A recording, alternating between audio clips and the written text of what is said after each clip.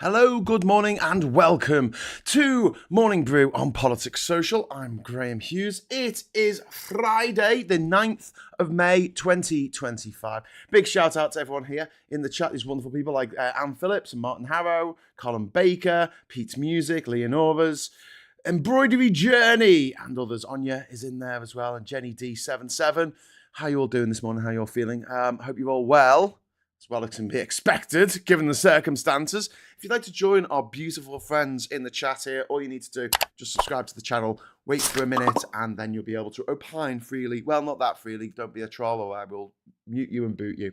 Or one of the many mods will kick you off. So you've been warned. One strike and you're out. So today we're going to be talking about the UK-US trade deal, or as I like to call it, hostage negotiation. Yeah, dressed as diplomacy. This is a win of theatrics over substance, as Starmer and Trump announced a historic deal on VE Day. This symbolism was overloaded, but the substance was actually a little bit undercooked. In a live phone call between Solihull, of all places, and the Oval Office, it featured groveling from Peter Mandelson and a grinning Trump. More reality TV than international diplomacy. Starmer's spin on it was jobs won, not jobs done. Yeah. But the thing is this, right? This isn't a trade deal. This is a ransom. This is blackmail. You know, this deal only exists because Trump imposed crippling tariffs in April and he tanked the global markets. This is damage limitation, not a mutual agreement. We got our own kneecaps back in exchange for, I don't know, a bouquet of flowers and a thank you card. We're still worse off than we were in March before the tariffs were even announced. The US kept its baseline 10% tariffs on all UK goods. Nothing rolled back there. And as a result of a weakened Britain, thanks to Brexit, we've had to just bend over and take it. We wouldn't be in this position if we hadn't left the EU. As an EU member, we had collective bargaining and market heft. Brexit costs us an estimated 4 to 5% of our GDP, making us a rule taker rather than a rule maker. And the Brexiteers demanded trade independence, and now we're independently begging Trump not to destroy our car industry, a car industry that wouldn't be on its knees had it not been for Brexit. This, the Liberation Day that Trump announced last month, it was economic war. It was a declaration of economic war. They were there to blow up the system and use chaos as leverage. His 10% blanket tariffs on all imports made allies and enemies alike scramble. Well, with the notable exception of Russia, that wasn't included on the list. Trump's aim was to isolate China, to bully Europe and assert dominance. And the UK was an early victim of this. And now it's a trophy. We are a trophy for Trump's ego. I'll dip into what we actually got out of this in a moment. But first, I'm going to say a big heartfelt thank you to Andrew Dixon for gifting 5 Politics Social memberships, to SW, welcome, GM Lovely, Brenna Duncan. Brenna, you're now a member of the channel. Yay! Clean Planet UK and Jax. Brenna's been a member of the Patreon on this channel for years. So welcome again, Brenna. I'll put your name twice on the credits this month. But fantastic stuff. So thank you very much to Andrew Dixon. I just want to say thank you. You're the best. You're the best. You're the best. So let's get back into, what do we get out of this deal that was announced yesterday to much fanfare? Well, the tariffs on the 100,000 UK cars that are exported each year to the US has reduced from 27.5% to 10%, which is a relief for Jaguar, Land Rover and Aston Martin.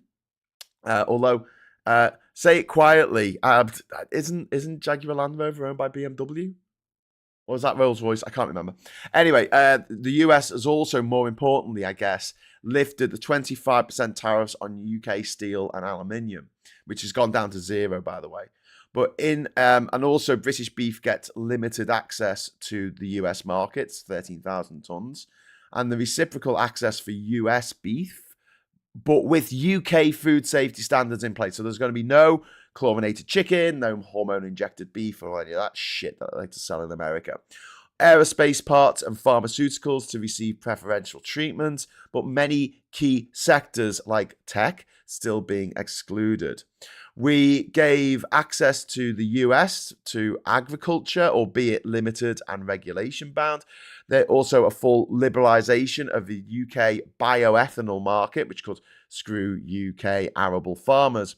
But there was no movement from the US on digital services tax or online service regulations. So we held the line for now, but the pressure will return. This was about the digital services tax, was like 2% tax on gobshites like Facebook and Google and other gobshites. I know Google own this platform. Hi, good gobshite daddies. And it was 2% tax that was brought in by the Tories, you know, famous for their self-taxes, in 2020. And it's going to stay there. It's going to stay in line for now. But zero concessions from Trump on his 10% baseline tariff and no comprehensive free trade agreement. This was a narrow relief package, not a deal. It was going back to what we had before we put the tariffs on, but not quite. We'll get on to the political spin in a moment. First of all, I'll just say a big hello to Daily Blase. Hello, Darren. How you doing, mate? We've also did I see that Bradford City? Is it Bradford City? They had a mural done by my mate Kurt. Can tell me about it. Is that Bradford City? Am I getting it mixed up with somewhere else? I don't know. Anyway, Alistair, thank you very much for the 5 politics social gift memberships. Oh yes, we got Banana Brains is now a member. One Coding Life, Caranola is also a member. We've got Homemade EV and Jen, all members now, thanks to the generosity of Alistair Kerm. So I know you can't. I know technically, more than one person can't be the best, but in this case, thank you. You are the best. Like, look, you're all the best. You're all collectively. You're the best. You're the best. Thank you. No, I really appreciate it. Really appreciate it. Anyway, so Starmer has called this a historic deal and compared it to Churchill on VE Day, which is going a bit far. You know, calm down, mate. Calm down. Trump declared it a maxed out deal and credited Brexit. Couldn't have done this deal if it wasn't for Brexit. Here's the thing. We wouldn't have to do this deal if it wasn't for Brexit, because we wouldn't have taken a 5% knock to our GDP and we wouldn't be on the ropes. QED.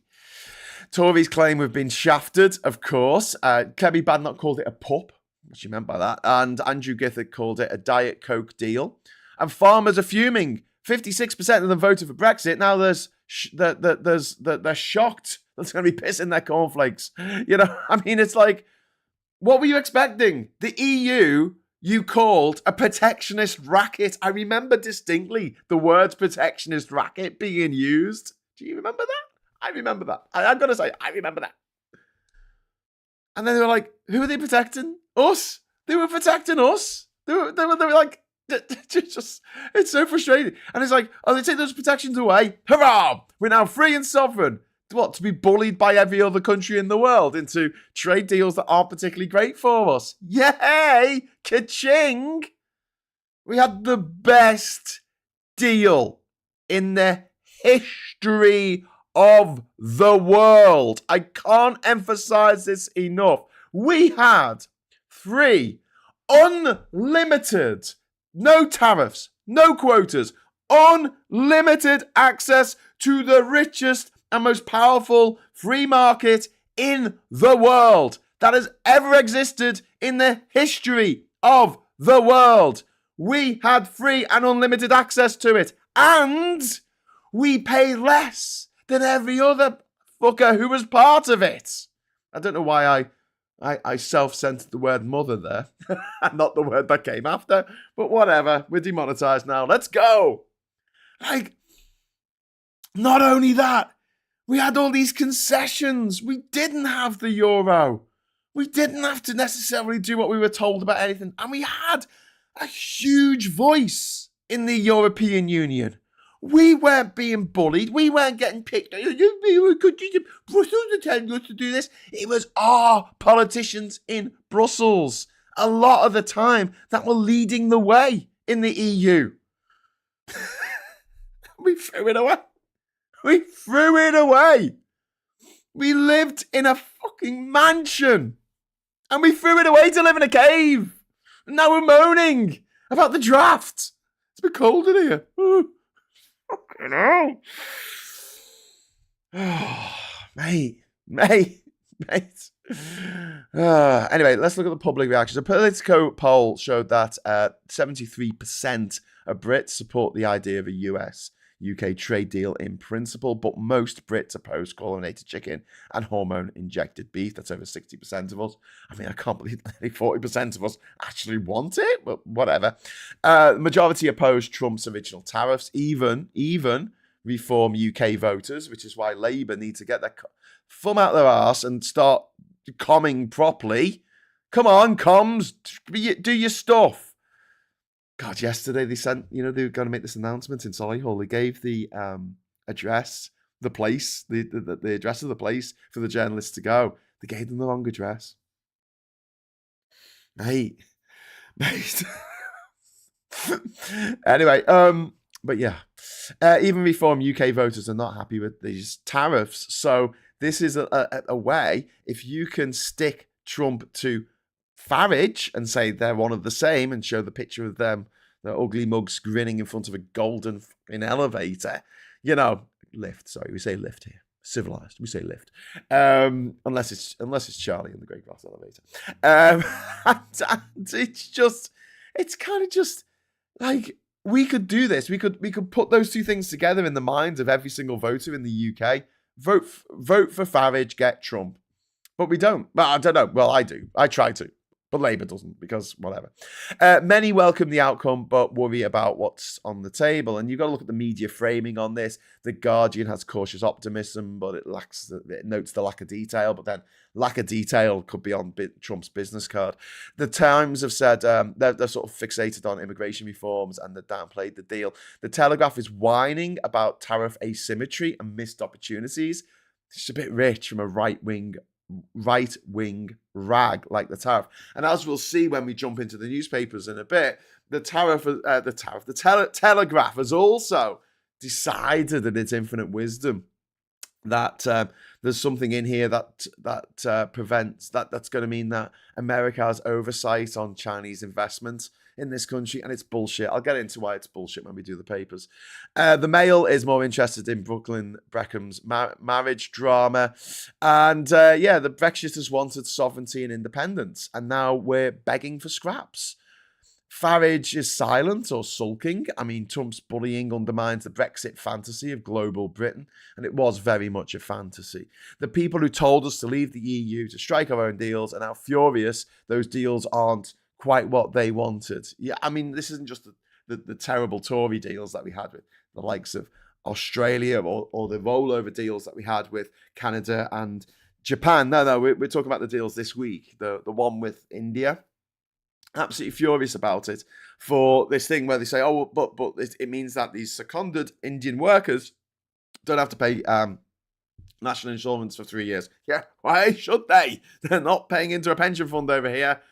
And it's reciprocal. So if we get seconded over to India, we don't have to pay their equivalent of national insurance over there. And this is perfectly normal in trade deals. What were you expecting? This is like an economic reality check, isn't it?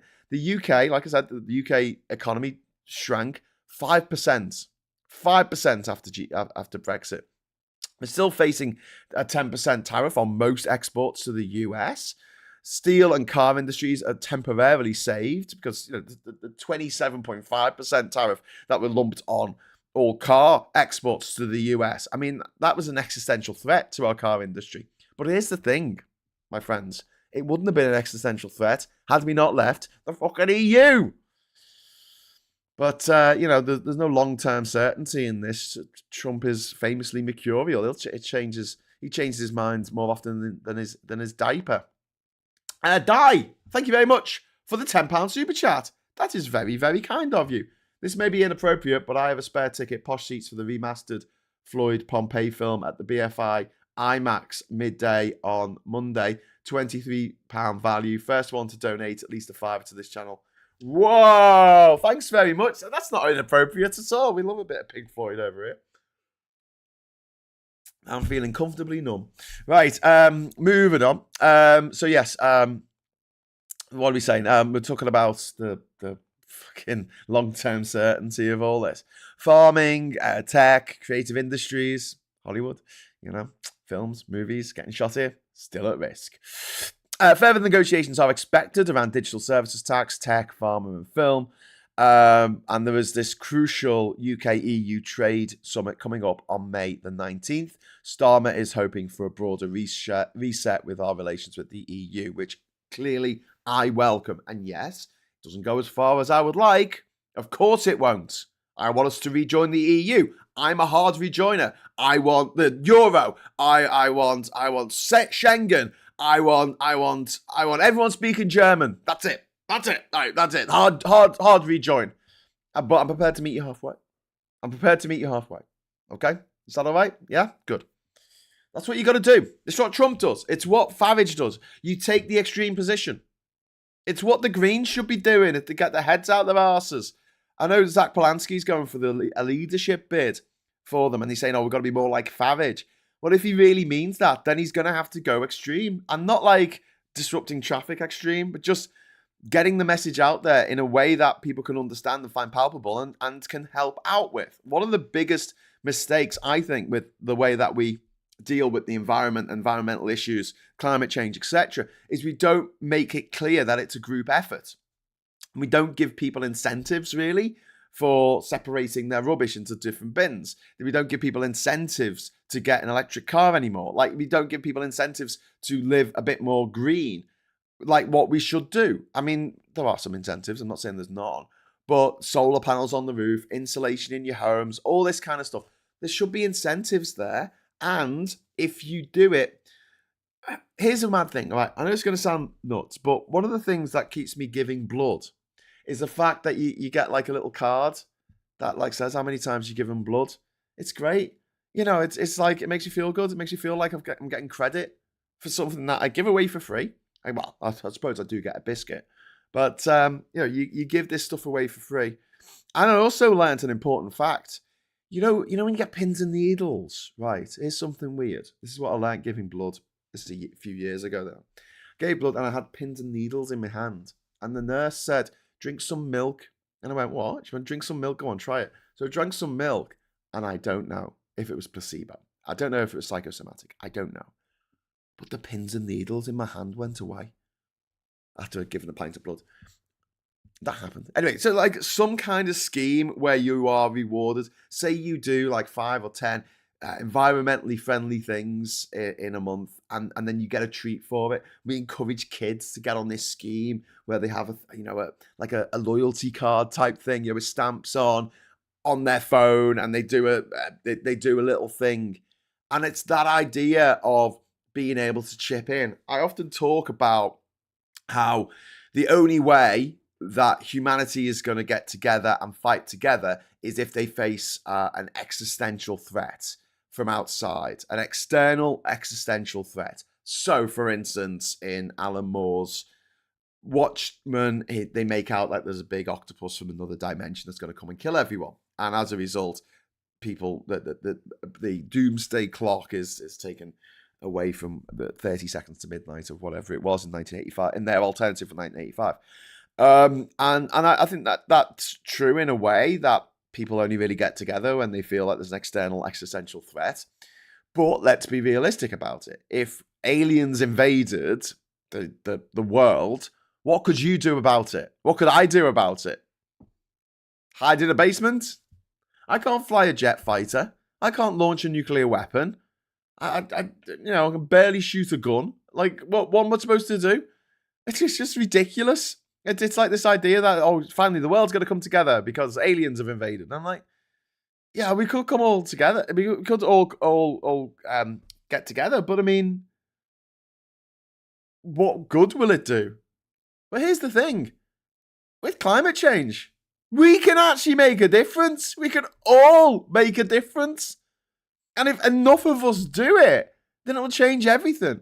If we change our eating habits, our shopping habits, recycling, we're energy self-sufficient in our own homes with solar panels throughout the day and only draw off the grid at night. This is all awesome stuff that we could totally do. And every little bit would help. But we don't, because obviously the people with all the money are the oil barons and the oil oligarchs and the oil dictatorships or autocrats around the world. Although, whisper it softly, Saudi Arabia is not doing so well at the moment. Oh my God, like the crash in the price of oil. They might be in a little bit of trouble. Might have to move the World Cup that they're going to have next year. Might not be able to build all those slave-built stadiums that they're planning. Oh, wouldn't that be a disaster? What a disaster. What's scary is the response to take me to your leader. Oh my God. I'll take them to David Attenborough. That's who I'll take them to. Also, there's a new Pope, but we'll talk about that after when we get to the papers, I guess. I'm gonna do a 10 super chat thing for 30 minutes, and I'll extend the show because otherwise I have loads of things to do today, and I am planning on finishing at 10 o'clock on the knocker, unless I'm replete with super chats in the next half hour. Anything can happen in the next half hour. So yeah, I've got work to do. I've also got the shows with Phil, and then the later today, and I've got some rotten decking to replace. 40 massive 5-meter long pieces of wood in the back garden, ready to screw into place. Yes, I know I should nail them, but I might need to take them up in the future, so I'm going to screw them because that makes them easier to take up in the future if I ever need to take them up. And yes, I am using stainless steel screws. And yes, they are treated. And yes, I'll just... Anyway, let's go on. Anyway, Trump's threat to tariff, foreign-made films still absolutely looms over this. And the UK creative sector is a particular risk. We make loads and loads of Hollywood films in this country. Loads of films. This isn't a triumph. This is triage. We're not forging new paths. We're patching up wounds that can only be called self-inflicted. This is because of Brexit that we're having to do this. If we were still in the EU, we wouldn't be in this mess. The US can go. They own this disaster. And we need to make sure that the people who voted for refuck last week, we need to make sure that they understand this, that they get it through their thick skulls, that reform are the reason we're in the state we're in today. And also, we can we can demand parliamentary scrutiny of these trade deals, but I've got to be perfectly honest with you, I don't see how we could do any better in the situation that we've got. But India's one thing, America's another, right? The main thing here, and I can't stress this enough, is the EU. These EU negotiations in a couple of weeks' time, they matter far more than this Trump performative bullshit, okay? We need to support the sectors that are still on the edge as well, like farming, film, digital. And like I said, it's worth noting, I think it was Rolls-Royce, which was the company that Trump talked about at yesterday's trade deal announcement more than anything else. It's owned by BMW. It's owned by Germany's BMW. So here's the thing. We have rules called the rules of origin, right? And the idea is that you have to show where that at least 60% of something was made in your country. And these rules of origin, they're quite difficult to work out on things that are component built, things that there's lots of little parts coming from all over the world. But this is a WTO rule that's been in for decades, that says that in order for your product to qualify for tariff free access to a particular market or a lower tariff or whatever, a certain percentage of it has to be made in your country. It can't be made somewhere else. Now, the EU shares a rule of a country of origin. Like anywhere in the EU is the EU as a country of origin, and that gets around that. But for the UK, this is going to be difficult because if you think about a Rolls Royce, if a large chunk of it is made in Germany or in France and then brought over for assembly in the UK, it might actually tip over the percentage that it needs to be, under the percentage, as I say, that needs to be to qualify as a British-made car, at which point Trump's mad tariffs get slapped back on it. I mean, this is such a half-arsed thing. And look, I'm not having a go at Starmer for a change on this bit, because I know that he had his back up against the wall, and he's done a good job. In my opinion, he's done a good job of tempering Trump, making Trump feel like he's got to win, and feeding Trump's ego, which is the important thing, while saving the British car industry and aluminium and steel exports, and making sure that in return for that we didn't get rid of the tariff tax, the digital services tax, and also we didn't start allowing chlorinated chicken and hormone injected beef into the country. This is all worthwhile in the situation that we're in. If we hadn't left the EU, if Trump wasn't the president of the United States, we wouldn't be in this position. But we are, and you're pissed with the dick you've got. I'm sorry, it's just the way it is. So, save the money, save the planet and save money, says Solar Shadow. I know. It's ridiculous, isn't it? Like, I always will go back to the fact that it costs us £3 to fill our car with fuel. £3. The fuel being electricity, it's an electric car. And on that £3, we can get to Liverpool. We can get to Liverpool and still have about 70 miles left over on the range. The UK threw trans women under the bus as part of the trade deal with the US. It was discussed beforehand, and the timing is very convenient, says Luna X. I don't know how much of a connection there was to that, but the UK, yes, has indeed thrown trans women under the bus. I don't think it was for a trade deal. I think it's because gruesome billionaires like that J.K. Rowling woman, well, we're told she's a woman, but are we sure? I don't know. Maybe someone would have to check. I don't know. Maybe she should be trans-investigated. There was a horrible story that a friend of mine sent to me this morning. He said, I thought you were being hyperbolic when you were going on about like what would happen to not just trans women, but cisgender women who didn't look traditionally feminine using women's toilets. And there was an incident in Boston. You can look it up. There were two lesbians who were there, and they went to the toilet together, not to have sex, but because, women go to the toilet in groups. They just do. The thing that women do, tend to go. And one of them was washing their hands, and the other one was in a cubicle. And a male security guard kicks open the door, hauls them out physically of the toilet, accuses them of being men, which they weren't. They weren't trans women. They were cisgender women, but they were lesbians, and I guess they didn't look traditionally feminist enough. There were women outside the toilet screaming at them that they were men, and they were thrown out of the hotel. Now, that security guard has been suspended by the hotel, which is the least they could do, but this is exactly what we said would happen. And now, if you are a butch lesbian, or you're just a non-gender conforming woman, a cis woman, you're going to get the same shit that trans women are going through. So who wanted this? Lesbians who wanted to pick on trans women and say, no, you're not part of our club. Is this what you wanted? Is this where we are now? Great, well done. Slow hand clap. Ta-da.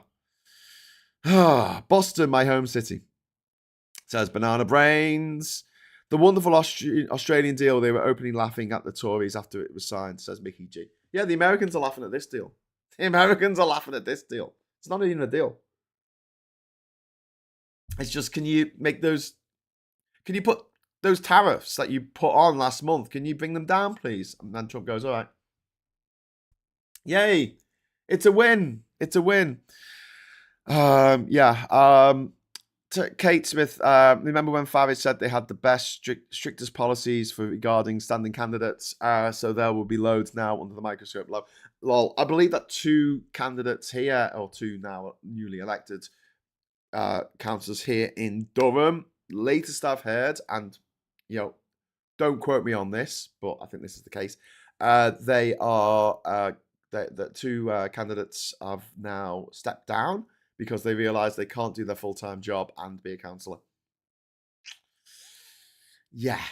I get the feeling there were a lot of paper candidates on the ballot for the election last week. Paper candidates are people who aren't expecting to win. I've been a paper candidate twice for the Liberal Democrats in Liverpool. And for the local election, I think it was like 2019 or something, I wasn't actually in the country for the election because I had no chance of winning because I'm in a very, very, very safe Labour seat. But they needed a name to put on the list to I actually came third, which was a bit of a worry because there were 2 seats up for grabs. And I came third, and I was like, it's a bit too close, that. I was in Panama. I wasn't even here. I didn't expect to win. They just wanted a name. I was a paper candidate. Don't hate me. Don't hate me. If I had won, I swear I would have gone back to Liverpool. And I would have spent most of my time in Liverpool being a proper full-time, well, not full-time, but it's not a full-time position, going to as many council meetings as I could and really fighting for the city. I really would have done that. But there are refoot candidates who didn't expect to win, have now won and gone, oh, do I have to do a bit of work? Do I have to do something? Do I have to turn up to meetings? Oh, sod that, can't be arsed. Because these people are lazy. These people are so lazy, they can't be bothered thinking for themselves. They get Farage to do all their thinking for them. Will the new Pope call out Trump and JD Vance? Asks Kate Smith. Well, he already has. He already has. He's already put out messages saying that JD Vance is wrong. Is wrong. JD Vance is wrong. Of course he's wrong. He's wrong in every way that, these people can be wrong. So let's move on. Let's go on to the papers now. Leapshin will be leaping with joy. See what I did there with that. And so we're going to be talking about the Pope. We're going to be talking about all this kind of stuff. So the Mirror. There's Pope Leo the 14th, the first American Pope. The first American pontiff greets crowds in Rome yesterday, which is nice. He seems like an all right guy. He seems all right. I'm not Catholic. But I come from a heritage of Protestants and Catholics, so just my forebears, my great grandfather, my great grandmother, on my mum's side, on my mum's dad's side, they came from Ireland, and she was a Catholic and he was a Protestant, not just any old Protestant. He was a member of the Orange Order, so. You do know that if you go to Northern Ireland, they still call that a mixed marriage over there. Yeah, it's very rare. Anyway, so that was about 100 odd years ago, more than that. And they eloped. They ran away to Liverpool. And that's one of the many reasons why I'm here. Aren't you glad that they did that, eh? Power of love. Transcends transubstantiation. So yeah, I think I can make a couple of jokes about Catholicism without upsetting too many people, because I can go, well, but it's part of my heritage as well. In the same way that I feel like I can make some Scouse jokes. I can do that. I can make some ginger jokes.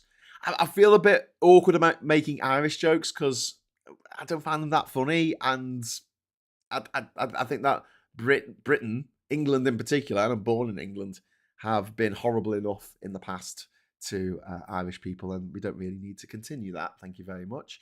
But I'm always up for a Scouse joke as long as it's a Scouse telling the Scouse joke. So this is the King's VE Day message: honour their legacy. So we see some members of the family here looking very solemn, and then we've got the Kingy there, and he's meeting an old person who's even older than him. And look, check out his big sausage fingers. Check out his big sausage.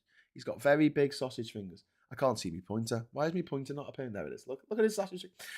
Calls for peace and a better world. Well, we could stick on to old Putin, couldn't we? VE special. See what they've done there? They put VE in a different colour. And there's a kid. There's a kid from the family. So we get, you know, if you're playing the family that live at 42 bingo, I think we're covering the whole thing here. We just need to have a picture of Meghan or Harry on one of the front covers of the newspapers for no reason whatsoever, and not Harry Kane, because that's somebody else.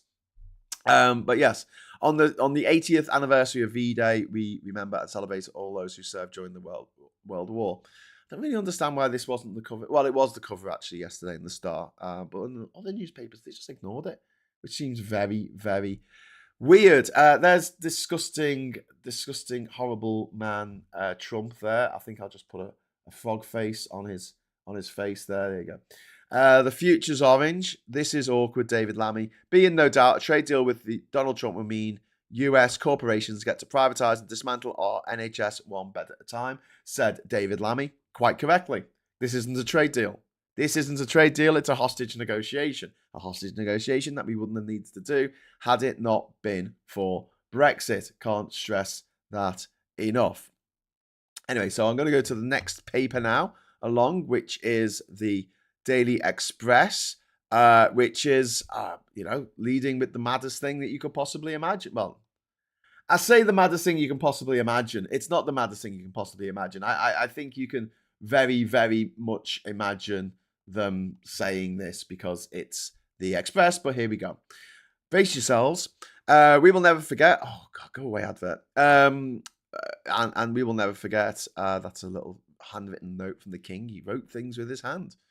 First American Pope, Leo XIV, calls for humanity to build bridges. Good idea. Anyway, here we go. Look at this. We cut our tariffs. America tripled theirs. Blasts Tory leader Kemi Badenoch. Mate, you can't be this crap at this job. You can't be this crap because Labour are not doing a particularly good job at the moment, right? You don't need to be that good to be the leader of the opposition. You just need 1% of basic competence. Kemi Badenoch's not got that. She can't even go toe-to-toe with Labour at the moment, with Labour's comms being as bad as they are. She can't even do it. This is beyond pathetic. Look at this. UK shafted by Starmer's US trade deal. Okay. Here's the thing. Let's drill down into what it says. So Keir Starmer has been accused of allowing Britain to be shafted by Donald Trump after securing a trade deal with the US. Conservative leader Kemi Badenoch said the agreement, which means the UK will still face a 10% tariff on car exports, down from 27.5%, is more evidence that the country loses when Labour negotiates. Okay, come here. Right. They're complaining about the fact that we haven't put our tariffs on American goods coming into the UK up to 10% to meet the tariff rate that we're facing when stuff goes from the UK to America. A couple of things here. This wouldn't have happened if we hadn't Brexited. But leave that to one side for just a moment. Okay. A tariff is a tax on your own people, dickheads. So if you decide that you're going to put a 10% tax on everything we buy from the United States of America, it means that people like you and people like me are going to have to pay 10% more on a range of products. Products that you might not even realize are from America or have ingredients from America or have components from America. We will have to pay more, and that money does not go to America. It does not go to Donald Trump. It goes to the Treasury. Because it's a tariff. That's how tariffs work.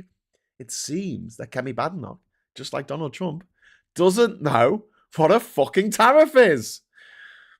This is frustrating because I hate the fact that stupid people have these positions of power. Like genuinely thick as mints people. People so dense, they bend light. They are in charge. And we're sitting here going, really? Really? My friends, it's beyond embarrassing. It is beyond embarrassing. But speaking of being beyond embarrassing, here's the Telegraph. Okay, going to show you the Telegraph now. Going to start off. Of course, there's a picture of someone from the family. Two people from the family. Oh, good. Knock them off the bingo card. I need to get little animations that like scratch off each member of the royal family when they're on the front cover of a newspaper every single day. Every day without fail. There's a picture of someone from the family on at least one of the papers, usually all of them. There is Pope Leo the 14th, the newly minted Pope, the newly regenerated Pope. He regenerated from the last guy, who was Pope Francis. And it says, from Chicago to the Vatican. It's the Chicago way. This is the guy that brings a gun to a knife fight. He sends, you try and send one of his guys to the hospital. He sends your guys to the morgue. Yeah, bring it, new Pope. It's going to be fun. So many jokes. And yes, I know he spent more time in his life outside of America than he spent in it, but never mind. Okay. So here's our next unhinged headline, courtesy of the Telegraph. This is amazing. PM hands US veto. Notice the inverted commas, okay? Notice that, because it's not a veto. It's literally not that thing that they're saying that it is. But let's read it anyway. PM hands US veto on China deals. Trump credits Brexit for tariff-cutting trade agreement that will give him a say in British investments. Come back. Come in. I'll be quiet. I won't shout. I promise not to shout, okay? Here's the thing, mate. If you actually bother to read what it says in the article, in the second paragraph, it says that government sources said that the US would not have an outright veto. That's why it's in inverted commas. But that Washington could flag concerns about Chinese companies buying up key infrastructure. So, let me get this straight, the Telegraph. This is a bad deal. I mean, I don't think it's a bad deal. I'm going to make that very clear. This is the best that we could possibly do considering the circumstances. I would not like to be in Johnny Reynolds' position right now. I've told him that. I would not like to be in Keir Starmer's position right now. And yet, they're like, how can we make this trade deal look bad? How can we make it look bad? And the front cover and the front headline on the Telegraph newspaper is PM hands US veto on China deals. Now, it's intelligence sharing. In the same way that America said years ago, 5 years ago, 6 years, when they were rolling out 5G and everyone was getting COVID as a result. That's a joke, by the way. Obviously, that didn't happen. Huawei, who are a Chinese company, and as a Chinese company, the Chinese state have a stake in all Chinese companies. They were rolling out our 5G, and there was some American intelligence that made it look like there could be a problem for our state security, with the Chinese government being able to basically tap into any communications it wished to do so. So in order to stop that from happening, that rollout was stopped and it was given over to another company, and it ended up taking a lot longer to get done. In fact, the whole country is not even nearly covered by 5G at the moment. That's what it says. They will be able to flag concerns. And the Telegraph have chosen to interpret that for its burbling idiot moron dickheads who read this fucking rag as saying they have a veto.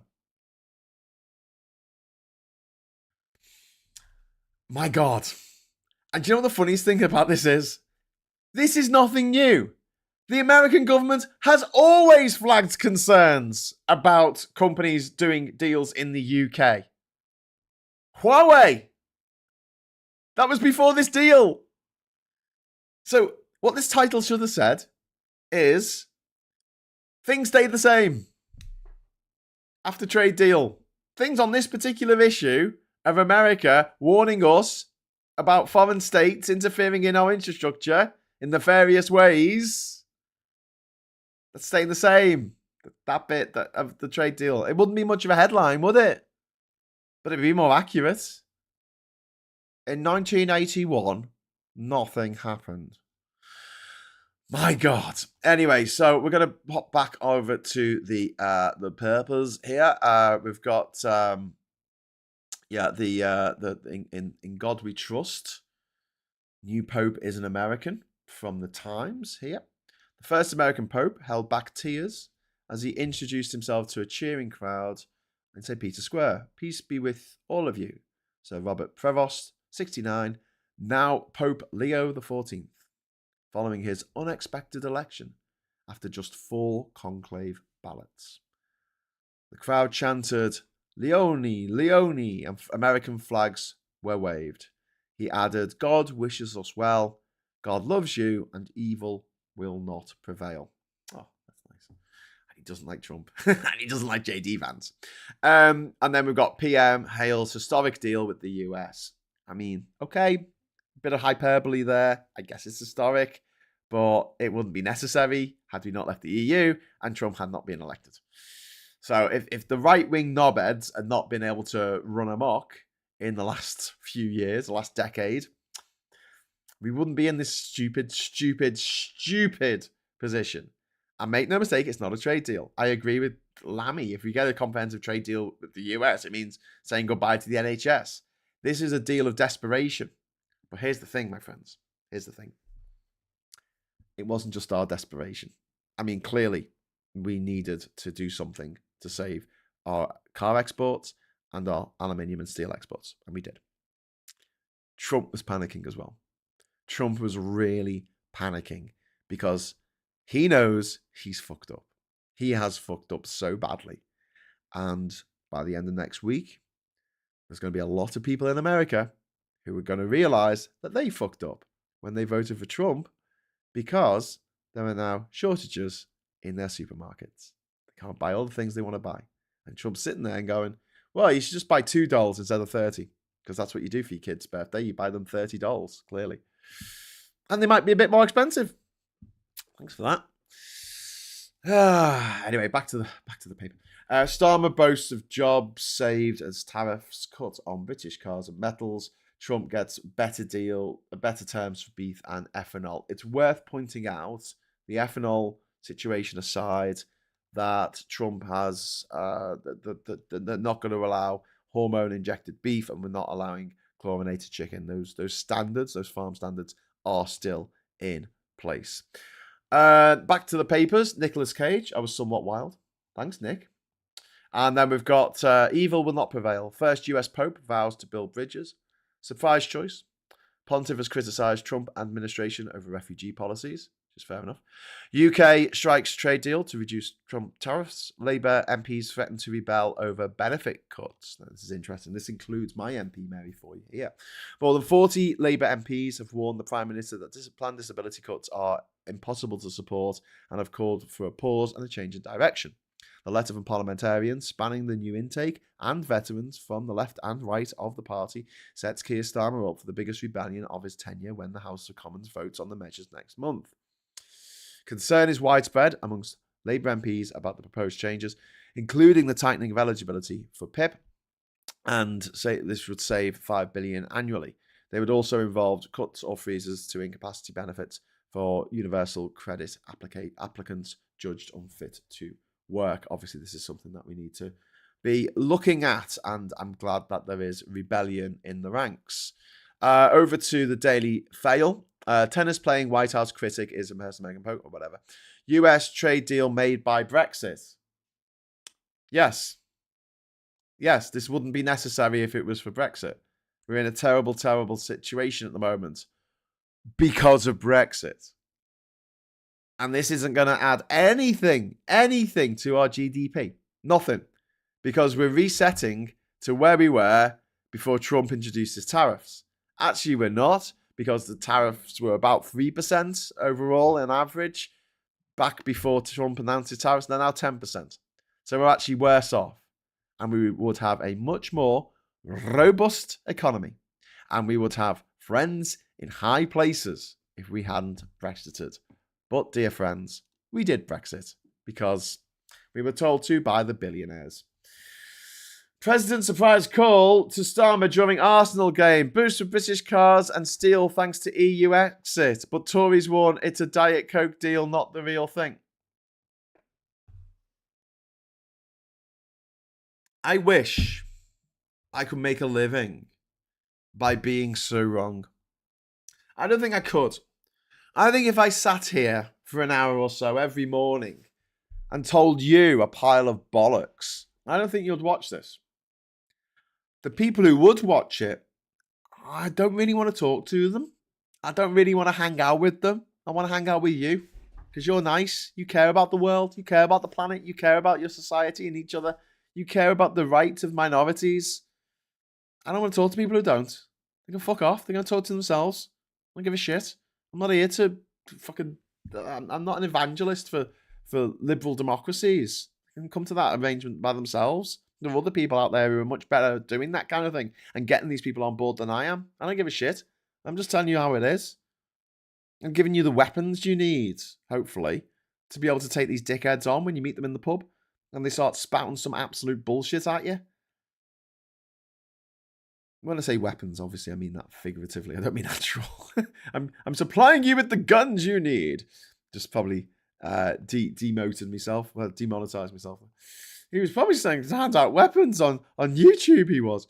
Holy smoke! I made that joke. I made that joke on Wednesday. I put holy smoke, Batman. We must continue to remember them. The UK celebrates VE Day 80 years on. Yeah, like I say, there's not going to be many veterans left in 5 years' time. UK wins global race to shake off worst Trump trade tariffs. Yeah, that's all we've done. Big win for car and steel industries, but fears US will continue to push for hormone-treated beef and chlorinated chicken exports. Yeah, they might try and push for it, but it's not there at the moment. We've got holy smoke, that was great. Your sacrifice, you made the ultimate sacrifice and will not be forgotten. That's the king there and the other members of the family. And then holy smoke, that was quick. The 267th pontiff chosen in just 25 hours. 267 pontiffs. I'm sure there's someone who's memorized them all. Let's go back here. Let's go back to the Financial Times. And then weaker dollar puts Asia's currencies in a spin. Trump causing trouble all over the world. Reform has made a foreign country of politics. This is a thought piece that is well worth having a look at. Billionaires feud. Gates accuses rival Musk of killing world's poorest children with aid cuts. He's not wrong. He's not wrong. Elon Musk is a fucking monster. He is an absolute monster. He is a child killer. He's a stone cold killer of children. He is a killer of babies. He's a baby killer. That's what Elon Musk is. A baby killer. By the actions that Elon Musk has taken, babies have died screaming in their mother's arms. And he did that. He fucking did that. And we can never, ever, ever allow him to forget it or anyone to forget it. He's a monster. He is an absolute monster. He's not some funny little prick dancing around on the stage being all goofy. No, he is a stone cold psychopathic killer. Moving back to the Financial Times. Starmer seals first US trade deal since start of Trump war. It's not really a trade deal. It's not really a trade. It's not. It's a negotiation to just reduce the tariffs a little bit. It's not going to make any difference to the American economy. It's not going to make any difference to our economy. Anyway, back to the papers. Hawkish surprise as Bank of England cuts rates by a quarter point in three-way three-way split vote. Bank of England has cut interest rates yesterday by a quarter point to 4.25%, but stressed it was not on a preset path to lower rates, prompting traders to trim their bets on the number of extra reductions this year. So there you go. Market news for you. Always good to have marketable news. Elon Musk is only one step below Ian Watkins. Sue me, Elon. He is. He absolutely is. What winds me up about VE Day is remembering all those who lost their lives, both military and civilian, fighting against fascism. Yet we are allowing the fascists to get stronger. Yeah. And it's maddening that the people who are really, really into the war, the people who go on about the war all the freaking time, you know, the types who just bang on about bloody Spitfires and shit all the time, are the same people who vote for reform. And it's like, why can't you honour the sacrifice that was made in that war that you're obsessed with by not voting fascists, by not voting for Nazis, by not voting for millionaires and billionaires who just want to take all our rights away in order to own the libs? They're hurting the right people. Duke says, oh, don't worry, you lot. Us filthy paws will do what we've always done to survive, while you prance and dance but do nothing but moan. Yes. Hope you're not talking to me there. Plum Duff says, I doubt a new pope will make much difference to any of us, says Plum Duff. No, I mean, if it had been a conservative pope, it would have been very concerning.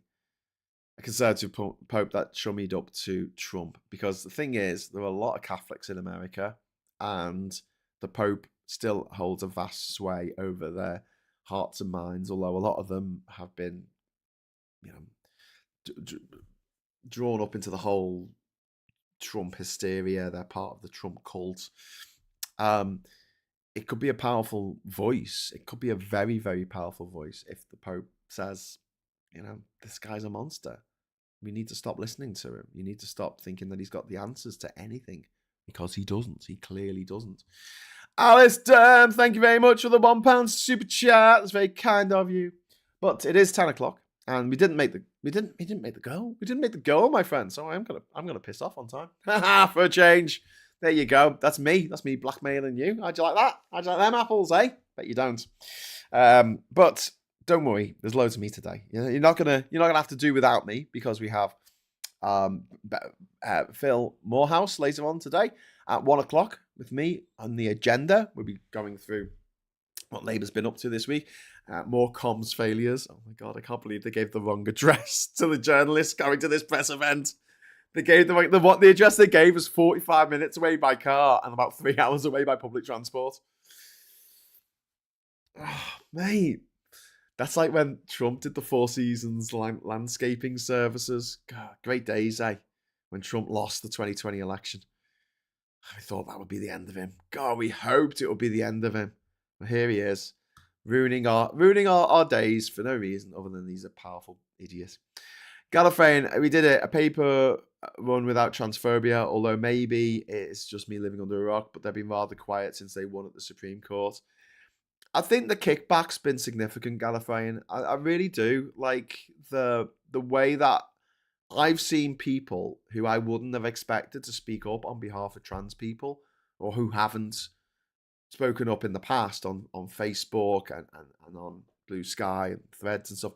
They're actually speaking out about it now, which is fantastic. It's really good that they're doing that. So anyway, yeah, I'll be back at 1. And then this evening, 9:30, I'll be back for the Friday night social. So I might crack open a beer. I'm going to go do some woodwork. When I come back at 1 o'clock, see if I'm covered in sawdust or not. It'd be quite fun. Tommy says, I got to go make moves. I have to have breakfast and go to the barbers and the supermarket before 1 p.m. So, whoa, let's see who can get the most shit done before 1 p.m. Me or you, Tommy? Me or you? So, thanks for watching. Thanks for the super chats. I will be back, as I said, at 1 o'clock with Phil Morehouse. And until then, just a little polite request. Give us a like. Just give us a like. Go on. You know you want to. Give us a like. And if you haven't subscribed to the channel, please subscribe. It is worth your weight in gold. It really is. And until then, until next time, I'll say hello, good evening, welcome, and goodbye. Oh no, that says welcome new members. I pressed the wrong button. Ta-da.